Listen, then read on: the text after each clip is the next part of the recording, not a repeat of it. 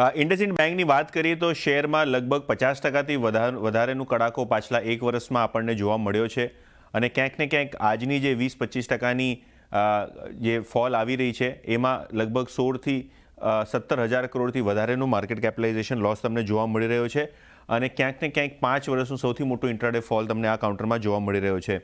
સાની માટે આજે સ્ટોકમાં લગભગ 25-26%નો ઘટાડો છે કારણ કે કંપનીએ 1500 કરોડનો ડેરિવેટિવ લોસ એટલે કે વાયદા માર્કેટમાં જે ડોલર અને યેનની હેજિંગ થતી હોય એના હેજિંગ રિલેટેડ લોસ લગભગ 1500 કરોડ લોકોને ડિસ્ક્લોઝ નહીં કર્યા. આરબીઆઈના સપ્ટેમ્બર 2023ના સર્ક્યુલર બાદ કંપનીના સંજ્ઞાનમાં આ વસ્તુ સપ્ટેમ્બર 2024માં આવી, તેનો અત્યારે નિકાલ થઈ રહ્યો છે. કંપનીએ એટલે કે ઇન્ડસઇન્ડ બેંકે કીધું છે કે ઇન્ડિપેન્ડન્ટ ઓડિટ ફર્મથી આ ચીજની તપાસણી કરવામાં આવી છે અને 31 માર્ચ પહેલાં કેટલો માર્ક ટુ માર્કેટ લોસ થયો છે તેની વિગતો તેઓ ઇન્વેસ્ટરો હારે શેર કરી શકશે. પણ ક્લિયરલી એક મોટો લેપ્સ બેંકના તરફથી જોવા મળી રહ્યો છે જેનું એક સિરિયસ કોર્પોરેટ ગવર્નન્સ ઇશ્યુ અત્યારે માર્કેટ બનાવી રહ્યું છે.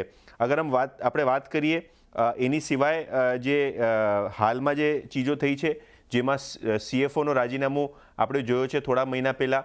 એની પહેલાં આપણે જોયું છે લાસ્ટ વીક સુમંત જે MD એન્ડ CEO છે ઇન્ડસઇન્ડ બેંકના, બોર્ડના 3 વર્ષના એક્સટેન્શન બાદ બી આરબીઆઈ ફક્ત 1 વર્ષના એક્સટેન્શનનું અપ્રુવલ આવ્યું જેના કારણે સ્ટોક તમને દબાણમાં જોવા મળ્યું. ઇનફેક્ટ ઇન્ડસઇન્ડ બેંકના MFI લોન્સ એટલે કે માઇક્રો ફાઇનાન્સ લોન્સમાં બી આપણે જોયું છે કે એસેટ ક્વોલિટીની ખરાબ અસર જોવા મળી છે જેના કારણે પ્રોફિટમાં એક ધોવાણ જોવા મળ્યું છે.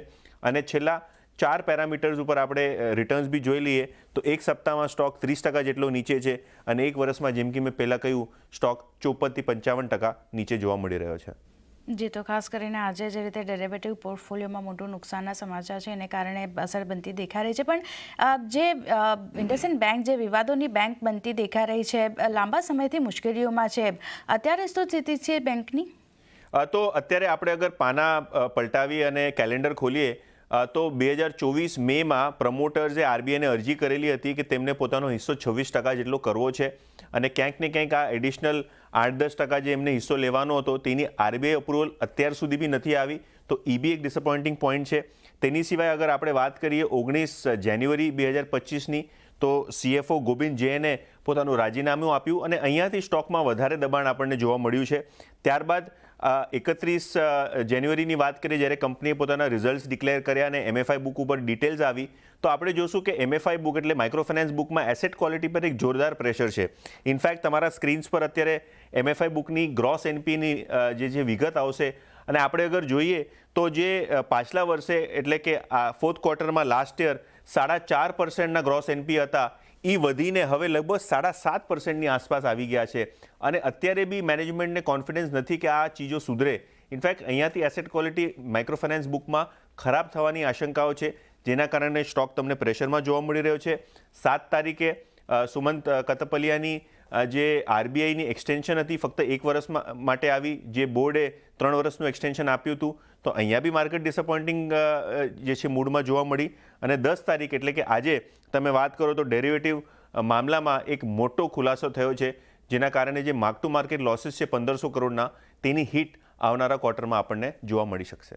જી, તો ઘણા બધા નેગેટિવ સમાચાર એક હારે ઇમ્પેક્ટ થતા દેખાયા છે બેંકને, એને કારણે નેગેટિવિટી આપણને બનતી દેખાઈ રહી છે. આભારી હતી આપનો સમગ્ર માહિતી આપવા માટે. તો જે રીતે આપણે જોયું છે સમાચારના લીધે ઇન્ડસઇન્ડ બેંકમાં એક મોટો ઘટાડો આવતો દેખાયો છે અને આ ઇન્ડસઇન્ડ બેંકમાં ઘટાડાના કારણે મ્યુચ્યુઅલ ફંડમાં રોકાણકારોને પણ ભારે નુકસાન જોવા મળી રહ્યું છે. ઇન્ડસઇન્ડ બેંકમાં મ્યુચ્યુઅલ ફંડ રિટેલ રોકાણકારોનો હિસ્સો કેટલો છે બેની વિગતો લઈએ. સહયોગી પ્રીતિ દલાલ આપણી સાથે જોડાઈ ગયા છે. પ્રીતિ, જણાવો શું વિગતો છે? જી, તો ઇન્ડસઇન્ડ બેંકમાં ઘટાડાને કારણે મ્યુચ્યુઅલ ફંડના રોકાણકારોને પણ ભારે નુકસાની જોવા મળી રહી છે. સ્ટોકમાં ઘટાડાને કારણે મ્યુચ્યુઅલ ફંડ્સને 6,000 કરોડથી વધારેનું નુકસાન થયું છે. ઇન્ડસઇન્ડ બેંકમાં ડેરિવેટિવ ટ્રાન્ઝેક્શનમાં નુકસાનીના કારણે બેંકની નેટવર્થ પર નિયરલી 2.4%ની અસર જોવા મળી છે અને ઇન્ડસઇન્ડ બેંકમાં LICની 5.23% હિસ્સેદારી છે ત્યારે ICICI પ્રુડેન્શિયલની 5.07%, SBI નિફ્ટી 50ની 4.43% 4.33% છે અને HDFC ટોપ 100ની 4.17%. સાથે UTI લાર્જ કેપની પણ 3.57% અને નિપ્પોન લાઈફની 2.96% અને AB સન લાઈફની 1.28%, ત્યારે કોટક ઇક્વિટીની 1.26% હિસ્સેદારી છે. આ સાથે અન્ય મ્યુચ્યુઅલ ફંડની પણ 1 થી 1.25% સુધીની હિસ્સેદારી છે, જેમની વેલ્યુએશનમાં પણ ભારે નુકસાની જોવા મળી છે. આ સાથે ઇન્ડસઇન્ડ બેંકની રિટેલ હોલ્ડિંગ 7.90% જેટલી છે. આ સાથે કયા ફંડમાં ઇન્ડસઇન્ડ બેંકની સૌથી વધુ હિસ્સેદારી છે તેની વાત કરીએ તો ક્વોન્ટ ESG ઇક્વિટીના AUMનો 6.31% હિસ્સો ઇન્ડસઇન્ડ બેંકનો છે. હવે ક્વોન્ટ ફોકસ ફંડના AUMનો 5.15% હિસ્સો છે અને સાથે જ LIC ફોકસ ફંડના AUMનો 4.22% હિસ્સો ઇન્ડસઇન્ડ બેંકનો છે. ક્વોન્ટ વેલ્યુની વાત કરીએ તો એના AUMનો 3.66%નો હિસ્સો ઇન્ડસઇન્ડ બેંકનો છે, જ્યારે ICICI ઇન્ડિયા ઓપોર્ચ્યુનિટીઝ ફંડના AUMનો 3.59% હિસ્સો છે ઇન્ડસઇન્ડ બેંકનો. ફેબ્રુઆરી સુધીમાં મ્યુચ્યુઅલ ફંડ હાઉસ પાસે અંદાજે 20.8 લાખ શેર્સ ઇન્ડસઇન્ડ બેંકના હતા, જેની વેલ્યુમાં ભારે ઘટાડો જોવા મળી રહ્યો છે. જી, તો ખાસ કરીને મ્યુચ્યુઅલ ફંડના જે રોકાણકારો છે એને પણ એક નુકસાન થતું દેખાઈ રહ્યું છે. આભાર પ્રીતિ આપનો સમગ્ર માહિતી આપવા માટે. તો જે રીતે આપણે જોઈ રહ્યા છીએ સમાચારો ઘણા બધા છે અને નેગેટિવ સમાચારોના કારણે ખાસ કરીને ઇન્ડસઇન્ડ બેંક આજે લોઅર સર્કિટમાં આવતો દેખાયો છે, ધ્યાન રાખવાનું રહેશે.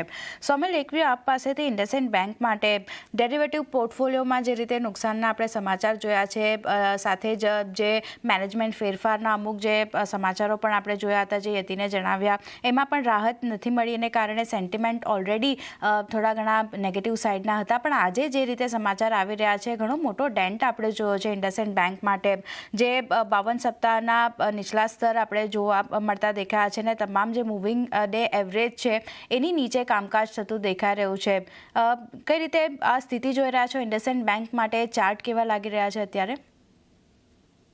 ડેફિનેટલી બહુ મોટો ક્રેક છે અને અહીંયાથી next swing low is around 574, તો ત્યાં સુધી ડેફિનેટલી આ સ્ટોક લાગી રહ્યો છે. નેગેટિવ છે definitely. Short term, medium term, long term આપણે આનીથી એક્ઝિટ કરવાનું જ સ્ટ્રેટેજી રાખવાની અને બીજા બધા જે પ્રાઇવેટ બેંક છે એની અંદર આપણે શિફ્ટ થવાની સ્ટ્રેટેજી રાખવી. આની અંદર જે પ્રીવિયસ સ્વિંગ લો છે 574નો, એ શોર્ટ ટર્મ ને મીડિયમ ટર્મનો ટાર્ગેટ લાગે છે અને એની પછી અગર એની નીચે પણ સસ્ટેન થાય છે તો 484નો 485ની આસપાસનો જે એક સ્વિંગ લો છે ત્યાં સુધી આ સ્ટોક જઈ શકે છે. ડેફિનેટલી આની અંદરથી આપણે એક્ઝિટ કરવાની સ્ટ્રેટેજી રાખવી. ઓકે, એક્ઝિટ કરીને ચાલવાની સલાહ ખાસ કરીને ઇન્ડસઇન્ડ બેંક માટે બનતી દેખાઈ રહી છે. જે રીતની સ્થિતિ આજે આપણે જોઈ રહ્યા છે, ફર્ધર ડાઉનસાઇડ આપણને જોવા મળી શકે છે. લગભગ 574 સુધીના લેવલ્સ પણ અહીંયા બનતા દેખાઈ શકે છે. તો એક્ઝિટ કરીને ચાલવાની સલાહ ઇન્ડસઇન્ડ બેંક માટે અને અન્ય પ્રાઇવેટ બેંકમાં રોકાણ કરીને ચાલવાનું ધ્યાન રાખવાનું રહેશે. પણ એ સાથે જે સમય